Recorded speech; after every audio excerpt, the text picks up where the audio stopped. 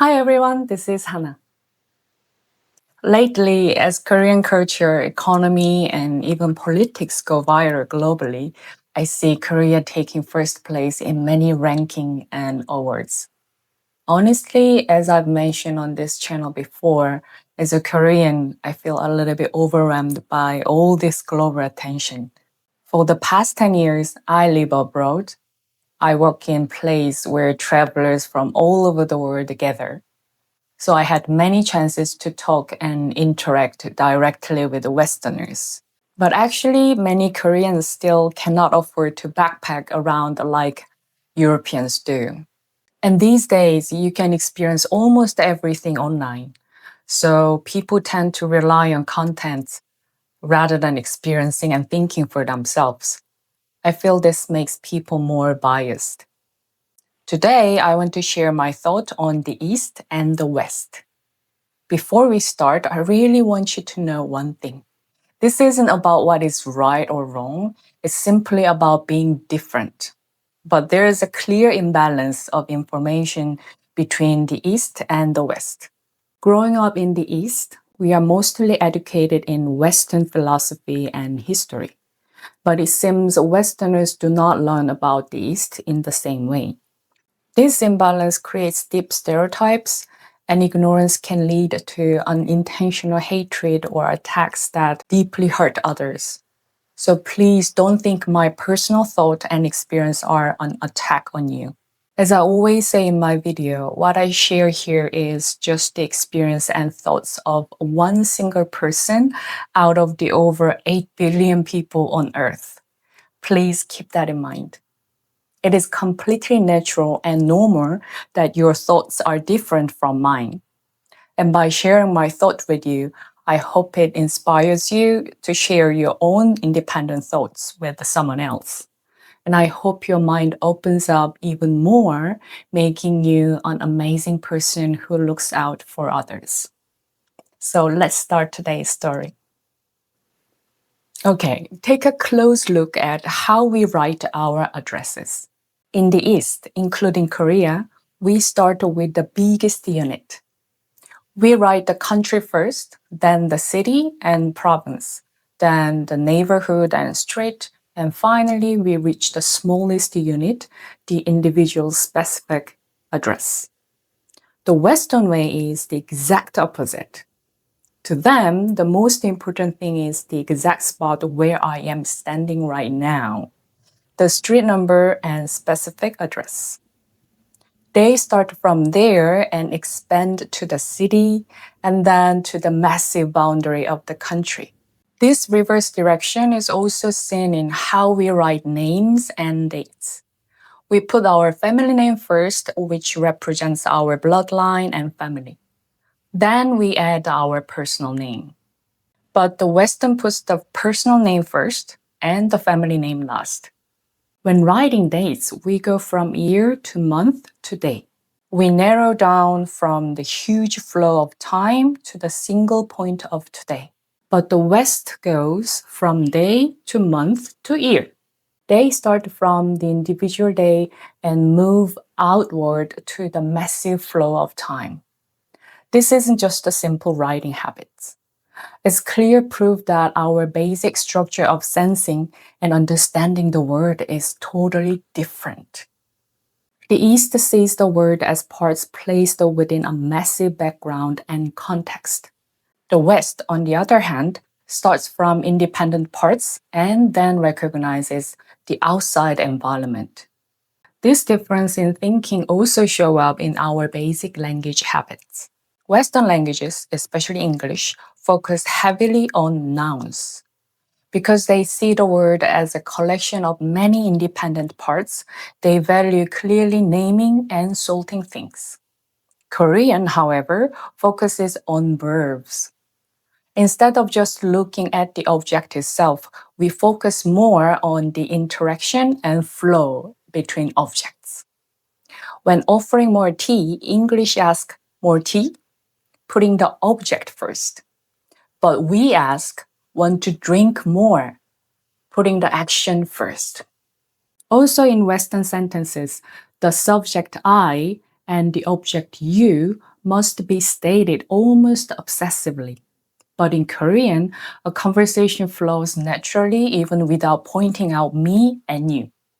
Many Westerners say this is exactly what makes learning Korean so hard. When the perfect combo of subject and object, I love you, comes to us, it simply becomes love, just one verb. We don't need to draw a straight line between you and me. The meaning is always fully blended into the massive shared space and context between us. On top of this, the East and the West have different standards for sorting and defining things. There is a classic experiment that clearly shows this difference. It asks the people to group two related things among a monkey, a banana, and a panda. Westerners group the monkey and the panda into the core category of animals. But Easterners group the monkey and the banana through the context of eating. Instead of looking at the traits of each thing, we first catch the flow of interaction between them. The way we look at the word is the same. Western vision focuses on the main subject by blurring the background. But we have a holistic vision that captures the harmony of the subject, mountains, trees, and buildings all at once. Because the main subject only has meaning within its relationship to the background. Even when figuring out the cause of an event, the difference is huge. The West tries to find the cause of all actions in a person's inner traits. But we first consider the outside situation and context surrounding them. When someone gets angry, if someone assumes that person just has a hot temper, that's the Western way.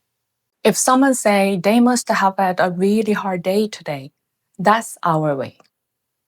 Even when defining ourselves, I never exist alone. Westerners explain themselves with adjectives like I'm outgoing. But we often define ourselves by our coordinates, belongings, or title within our relationship. Like, I'm someone's daughter, or I'm an editor at a company. To explain who I am, the we around me must be brought in.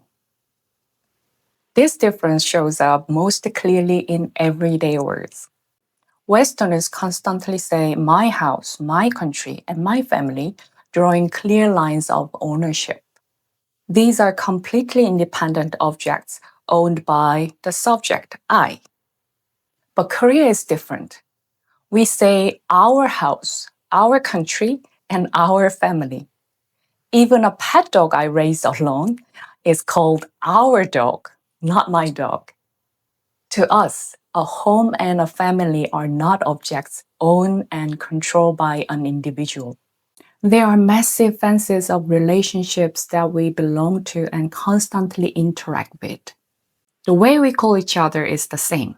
In the West, it's natural to call an older neighbor or a boss by their personal name, but we place people carefully using relationship titles like senior, old sister, or manager based on the coordinates of our relationship. Who I am as an individual is less important than the network of relationships we are in right now. This is the core standard for understanding the world. The problem is, even though our foundation and order of seeing the world are so different, we are accepted the conclusions and worldview of mainstream white Western scholars as the universal truth, without any doubt or questions for a very long time. Let's talk about the power of naming. In daily life, we only call Western clothes formal wear, 정장 in Korean, meaning proper clothes. And we push our own traditional clothes into a special category called traditional costumes. Music is the same. We only call European music from the 18th and 19th centuries classic, giving it a timeless standard. But we lock our own music into narrow fences like Korean traditional music. From a Western view, European music is just music. But all other music is just assaulted as exotic decorations like world music or ethnic. When we step into academics, this violence becomes even more obvious. Western medicine is just called medicine or hospital as common nouns. But our medicine, holding thousands of years of wisdom, is specialized as Oriental medicine. In the West, they even push it to a backup status called alternative medicine. It's a verbal violence that treats Western medicine as the only standard and everything else as just a tool to fill its gaps. The philosophy we learn in university mostly means Western philosophy.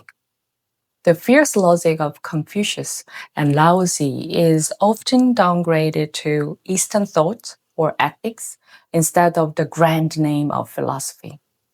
It holds an arrogant view that only the Western logic system is true philosophy exploring human roots, while Eastern wisdom is just treated as a moral lesson. The common point in all these cases is that the Western system is set as the colorless default, and everything else is defined as something special with a color added. We accept the sorting system and name set by the West as the world's only default. And we have downgraded our own unique order into exceptions or secondary things. The moment we casually say we listen to classic music or wear a suit, we were secretly approving Western standards as the right ones. In the end, the one with the standard makes the name. This deep gap in understanding is felt most vividly at the dining table every day. Western dining culture is strictly individualistic, focusing on the portion on one's own plate. The line between my share and your share is very clear. One of the most surprising moments when I went to a restaurant with Western friends abroad was ordering pizza. When five of us gather, we naturally order 2 or 3 different pizzas, put them in the middle of the table, we share them together. But totally against my exceptions, my Western friends ordered one whole pizza for each person. Watching them finish their own whole pizza or pack the leftover in their own boxes, I felt the clear difference of an individualistic dining style. It was a completely different scene from when I ate with Chinese friends, sharing dishes placed in the middle, feeling a strange sense of togetherness. The clear difference between my Western friends and me came back in an even more confusing way when I tried to show kindness. Sometimes I made extra gimbap at home to share with my coworkers. It was just a very Korean heart, trying to share affection by offering food I put my time and care into. But my Western coworkers seemed very awkward and uncomfortable with my kindness. I was confused too. At first, I thought my food just tasted bad. But later I found out my friends were asking me this.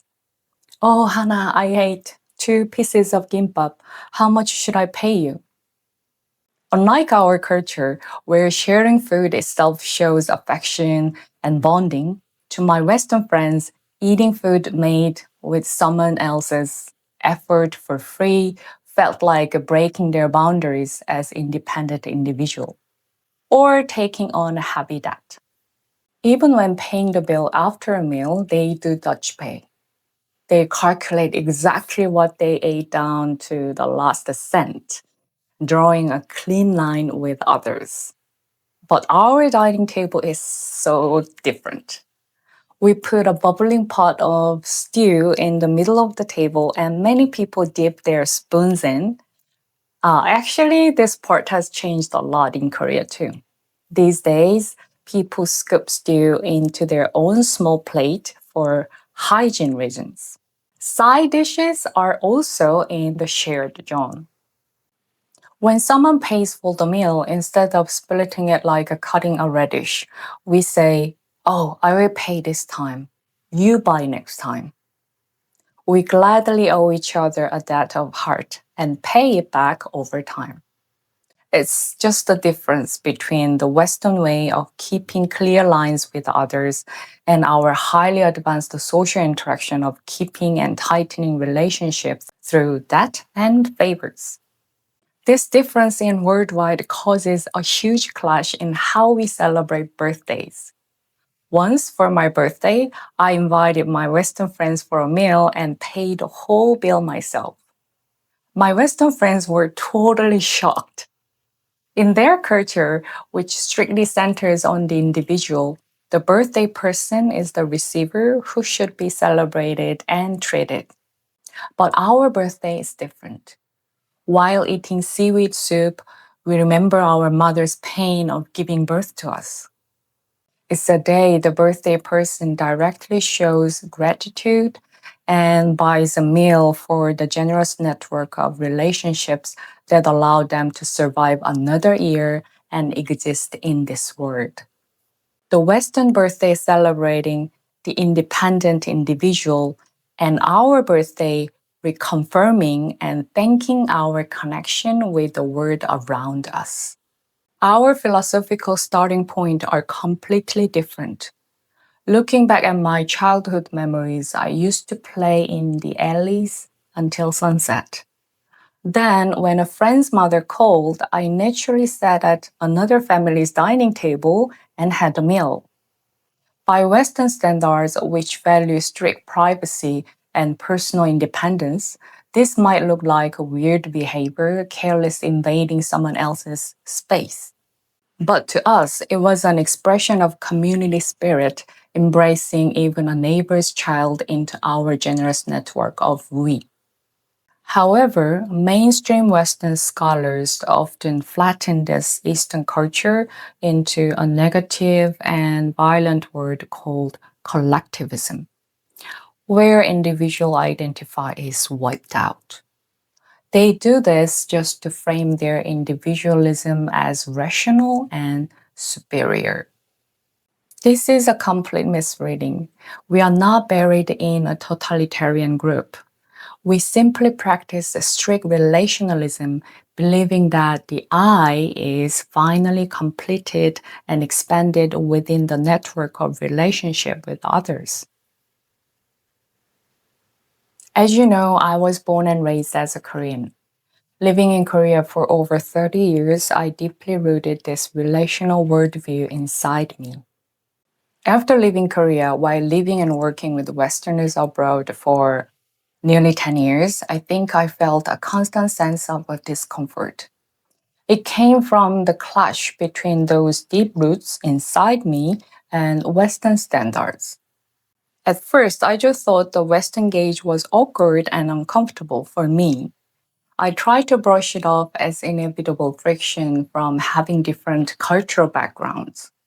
But as time went by, the more I deeply observed their attitude in various fields, I realized one clear truth.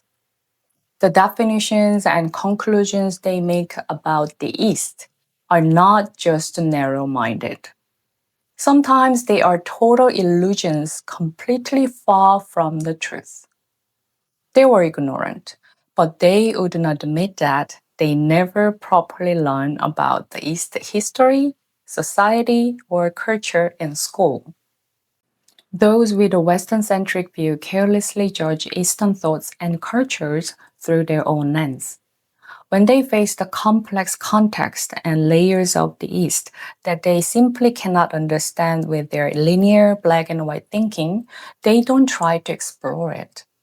Instead, they often show the arrogance of overly simplifying and charting it in a way that is easy for them to digest. The sense of difference, discomfort, and unease I had to endure during my 10 years abroad. I think it was my instinctive resistance against this massive, deceitful, cognitive violence. I saw painfully clearly how the false and violent standards tried to choke and define an individual's life during my time underwater working as a scuba dive instructor. I love diving, and I felt a deep sense of responsibility as an instructor. It wasn't to beat others or to compete with Western coworkers for a better position. I studied and practiced silently and fiercely, purely for my own satisfaction and achievement, to understand the underwater world more safely and perfectly. It was a strictly independent and proactive journey of self discipline.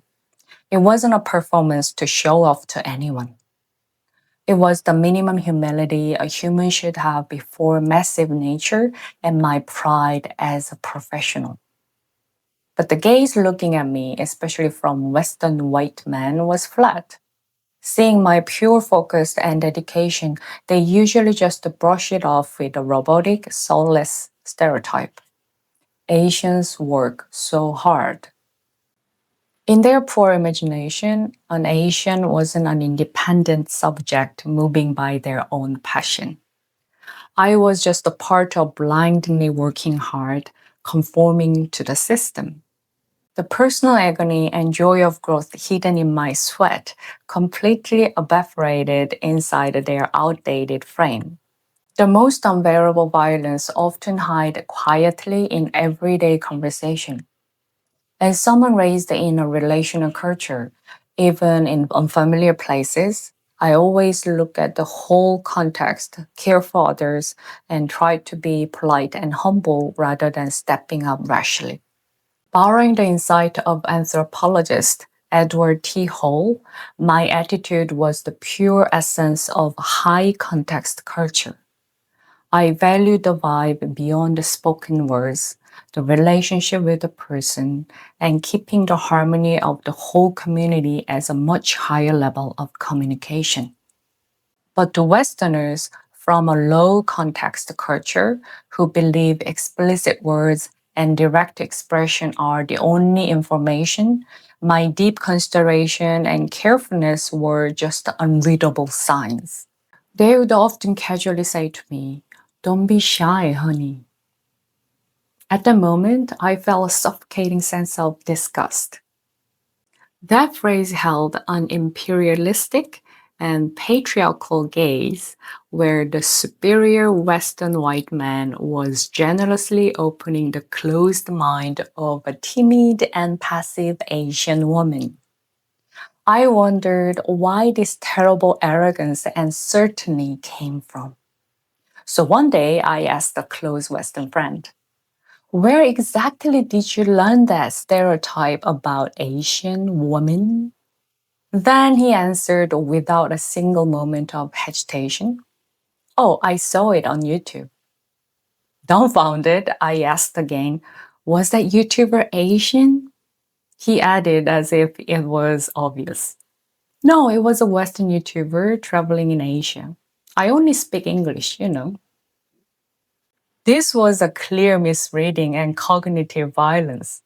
Instead of asking me, the actual person, or exploring my context, they pre-learned and defined me through the gaze of another Westerners observing and judging Asia.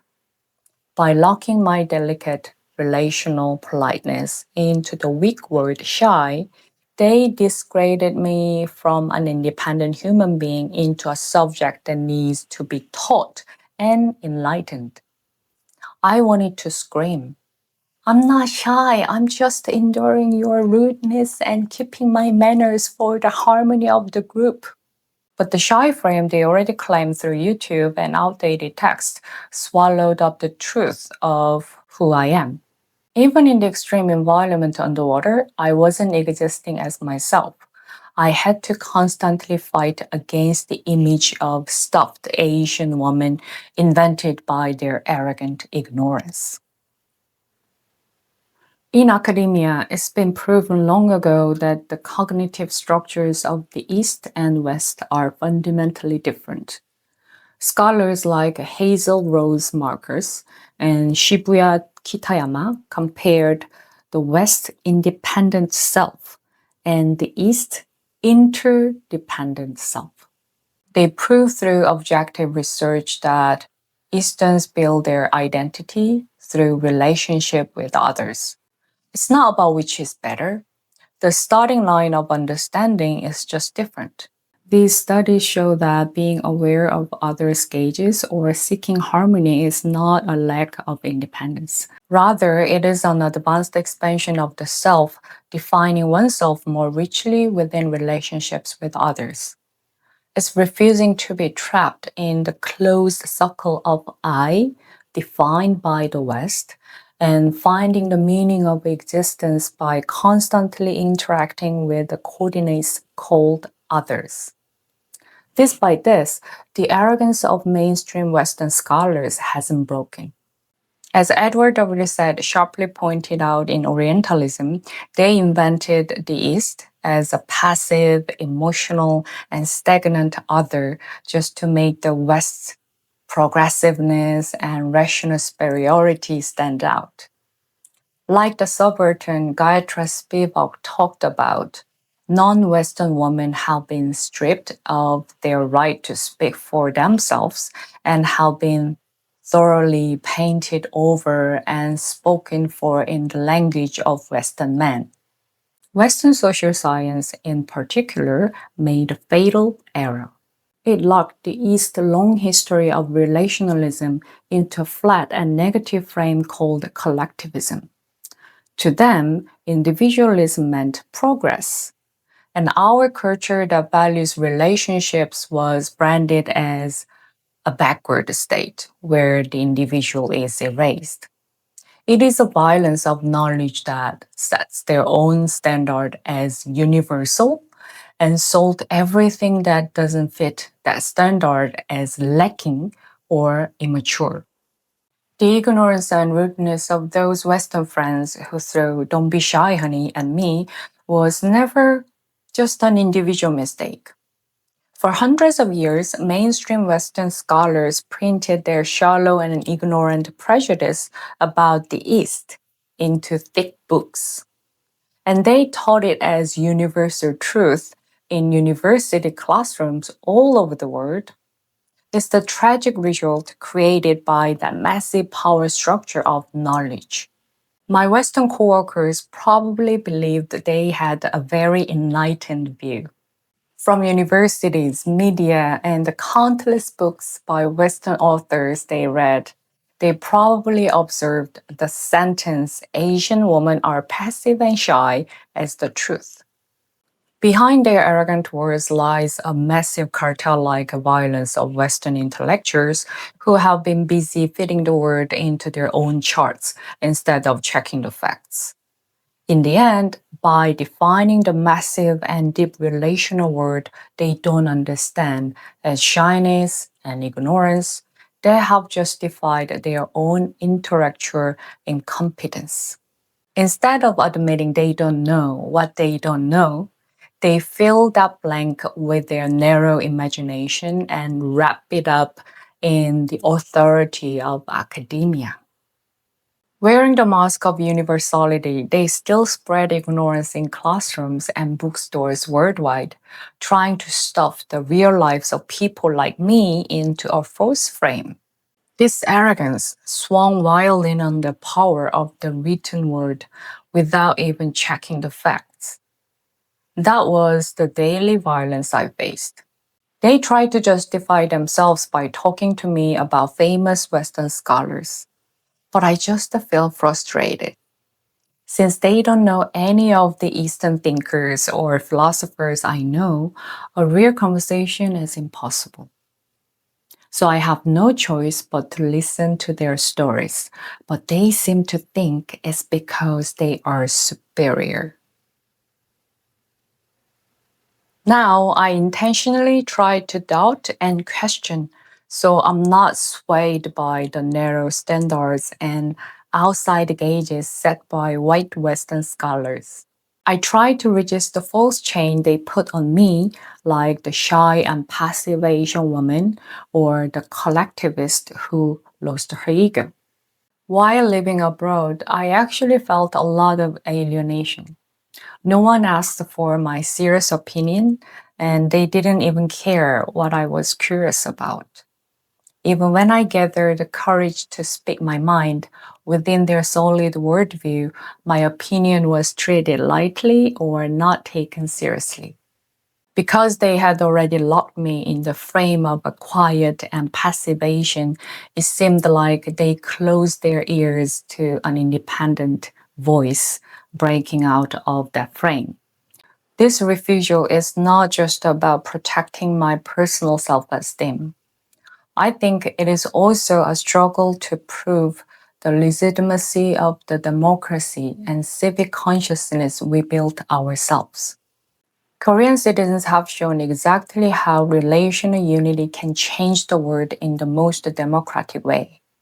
From the March 1st independence movement during the Japanese occupation to the April 19 revolution, Jeju April 3rd, the May 18 Gwangju democratization movement, the June democratic struggle, the 2016 candlelight revolution, and all the way to the great solidarity that instantly silenced the desperate crisis of the illegal martial law declaration on December 3rd, 2024, with a peaceful light stick protest.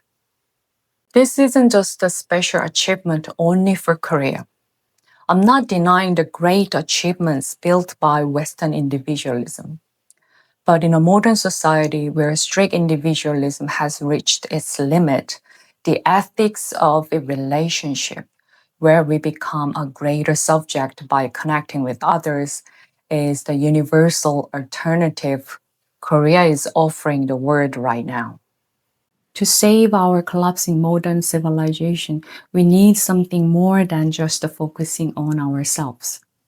Going beyond the limits of a strict individualism, we have proven with our own bodies that the solidarity of we must exist together for me to be complete is the missing pieces we desperately need right now. Sometimes I see comments on my channel saying things like this. Your democracy and global human rights were all built by us, Westerners. Okay. But on the other hand, what does Western civilization look like right now? The same civilization that calls itself the guardian of human rights and peace and monopolizes the universal truth.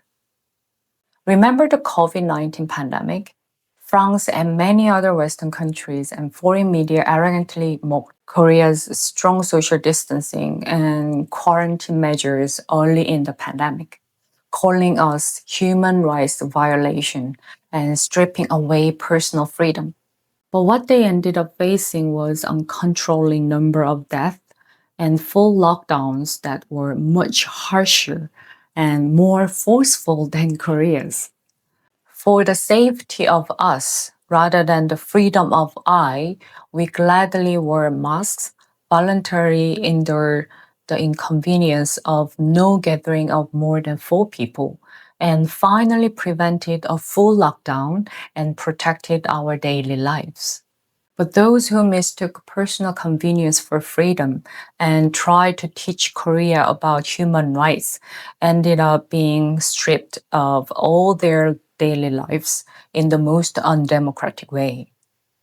History is recording again that our relationalism, which restrains itself for the sake of relationships, was a practical step forward for all of us.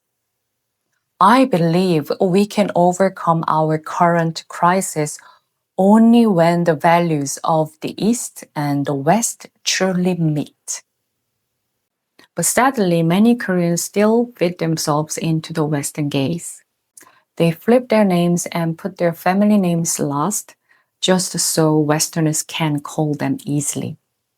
Some even throw away their precious names and make new, easy English names just because Westerners say they are hard to pronounce. I hope this custom of stuffing oneself into Western convenience changes now. It's common sense that a person only used to English pronunciation should at least try to pronounce the other person's name correctly instead of changing your name to fit someone else's vocal structure.